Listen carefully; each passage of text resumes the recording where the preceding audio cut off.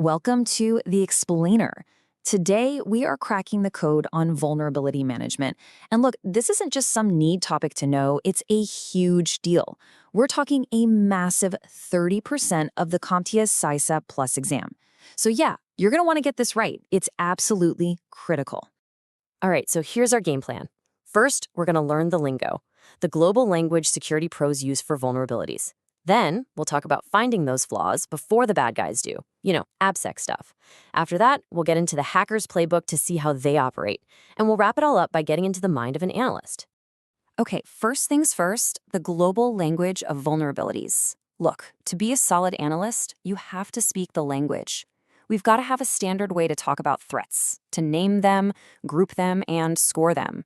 Otherwise, it's just chaos, right? This gets everyone from the coders to the security team talking about the same thing. And that language? It starts with CVE. That's Common Vulnerabilities and Exposures. Honestly, the easiest way to think about it is like a unique ID number, kind of like a serial number, for every single known security flaw out there.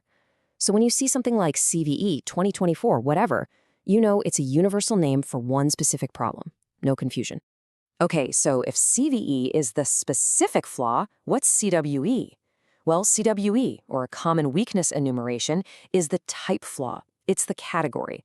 So a CVE might tell you there's a problem in, say, Microsoft Word. The CWE tells you what kind of problem it is, like a buffer overflow. It's the what or the why behind the mistake. And then there's SCAP. That's the Security Content Automation Protocol. You might be wondering, how do we make all this work with our tools? Well, that's SCAP. It's basically the rulebook that lets all our security software, our scanners, our reporting tools, speak the same language. It makes sure a report from one tool looks the same as another, using all those CVEs and scores. It's what makes automation actually work.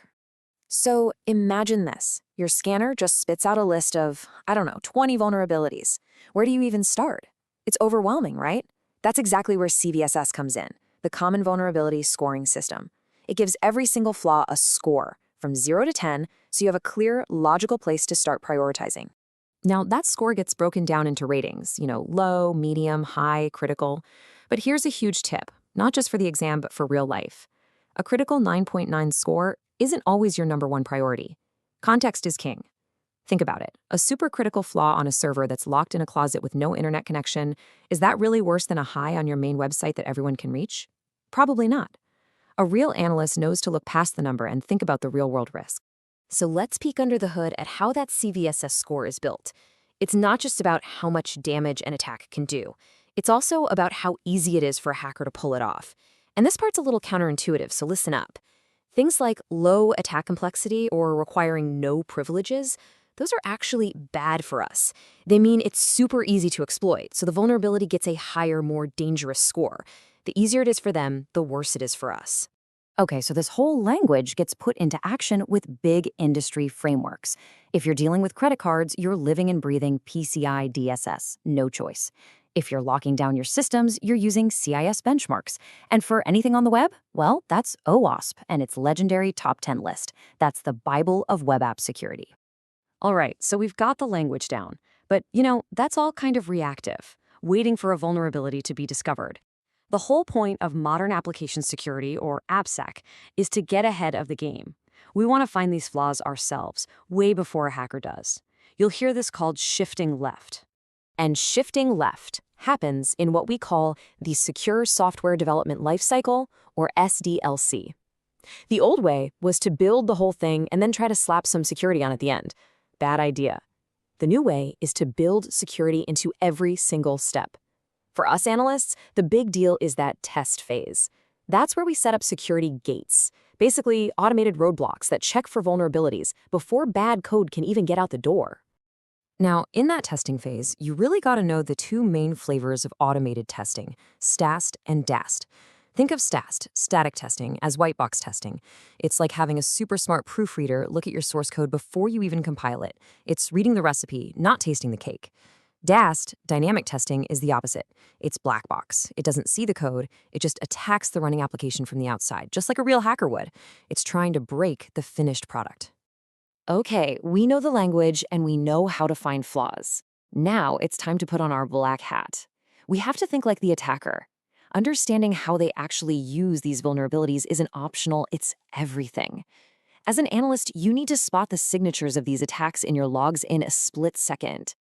And we'll start with a classic, SQL injection, or SQLI.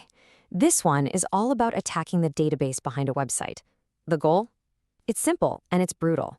Get past the login, steal all the data, or maybe even just take over the whole server. So, what does this look like in the wild? Well, you're staring at your logs, and you see something like this. OR1 equals 1. That little piece of code stuck in a URL or a login box is a giant flashing red light. It's a classic trick that basically tells a poorly written database query, hey, this statement is always true, which can let an attacker walk right in the front door. All right, next up is cross-site scripting, XSS. Now, if SQL injection goes after the server on the back end, XSS goes after the user on the front end. The hacker's whole plan is to sneak some of their own code onto a legitimate web page so it runs in the browser of anyone who visits it. It's nasty. So what are you looking for as an analyst? You're looking for code where there should just be text. You're hunting for those HTML script tags, or maybe the scrambled URL encoded versions of them. If you see that stuff showing up in a username or in a search bar, that's a huge sign someone's trying to pull off an XSS attack.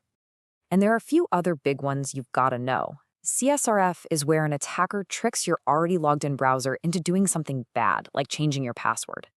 SSRF is where they trick the server into attacking itself or other machines on your internal network. And then there's IDOR. This one is sometimes ridiculously simple. It's when a hacker can just change a number in the URL, like from user ID equals 101 to user ID equals 102, and suddenly they're looking at someone else's account. But for a lot of attackers, all of these are just steps to get to the ultimate prize, RCE, remote code execution. This is the holy grail. This is game over. If they get RCE, they aren't just reading your data anymore, they own your server. They can do literally whatever they want. Okay, we've got the language, the tools, the attack methods. So what? What does a real analyst do with all this? That brings us to our last and honestly most important section, getting into the analyst's mindset. It's about moving from knowing stuff to doing stuff. And this right here nails the difference. On the Security Plus exam, they might ask you, hey, what is XSS? But on the CSA Plus, they're going to show you a real log file with a script tag buried in it and ask, okay, you see this? What's happening? And what's the very next thing you do? It's a whole different level. So your thought process boils down to a few key actions. First, you prioritize. You take that CVSS score, but you add business context to it. Second, you validate. Is this a real threat, or is the scanner just freaking out over nothing? You have to check if it's a true positive. Third, you mitigate. You recommend the right fix, like input validation for XSS. And finally, if you just can't patch it, maybe it's an old system, you compensate. You find another way, like sticking a web application firewall in front of it or cutting it off from the rest of the network. So let's circle back to that number from the beginning, 30%. That's how much of the CySA Plus exam is wrapped up in this stuff. Mastering this whole domain, the lingo, the tools, the attacks, and what to do about them, it's not optional. It's absolutely fundamental to passing this exam and, more importantly, to actually being a good analyst. So I'll leave you with this classic scenario, a real analyst headache. You find a critical vulnerability, it's on a super important server, and there's a known exploit for it out in the wild. The patch is ready to go. But the system owner tells you that patching it will take the system down. So what's your next move? The technical answer is easy, right? But navigating the business risk versus the security risk, that's the real job.